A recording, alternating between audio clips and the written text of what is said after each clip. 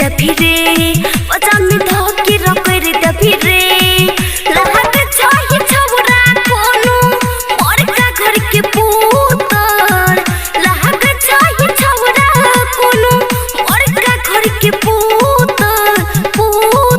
हेरे पुतर गे तोरा चोली में दूगो कबूतर एगो दक्षिण उड़ो एगो उत्तर गे तोरा चोली में दूगो कबूतर एगो दक्षिण उड़ो एगो उत्तर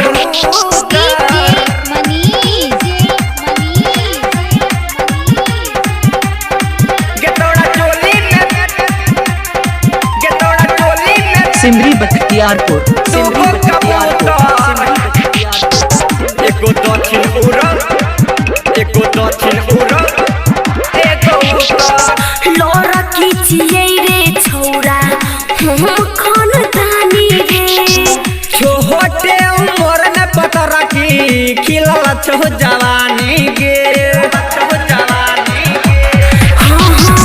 लोरा खींचिए रे छौरा हम खानदानी रे छोटे उम्र में पता रखी खिलल छो जवानी गे इन्होंने बोले तू को बोली रे सुन तू ते मारी ते तो गोली रे भैया हमर जिए पर कर सूट हेरे सूट गे तोरा चोली में दूगो कबूतर एगो दक्षिण उड़ो एगो उत्तर गे तोरा चोली में दूगो कबूतर एगो दक्षिण उड़ो एगो उत्तर गे तोरा चोली में दूगो कबूतर एगो दक्षिण उड़ो एगो लगावल हमरा से पर तो बड़ भारी रे जे हेतै से देखबै पता रखी ओकरा रहमदारी गे लगावल हमरा से पर तो बड़ भारी रे जे हेतै से देखबै पता रखी ओकरा रहमदारी गे हमरा न ठीक से तू जानै छै किया ने बात तो मानै छै लग तो हाथ करे जइबे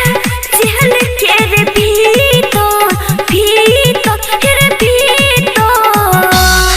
गे तोरा चोली में दूगो कबूतर एगो दक्षिण उड़ो एगो उत्तर गे तोरा चोली में दूगो कबूतर एगो दक्षिण उड़ो एगो उत्तर गे तोरा चोली में सिमरी बख्तियारपुर सिमरी बख्तियारपुर एगो दक्षिण उड़ो एगो दक्षिण उड़ो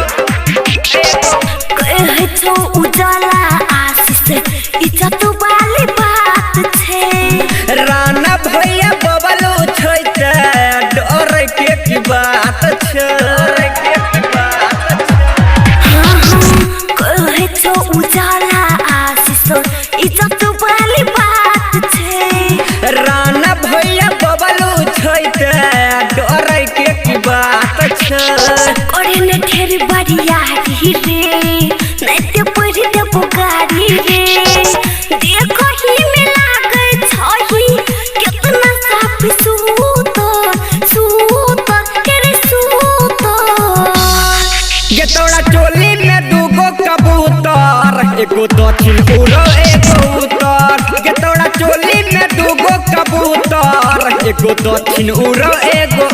उत्तर www.djmanishg.tk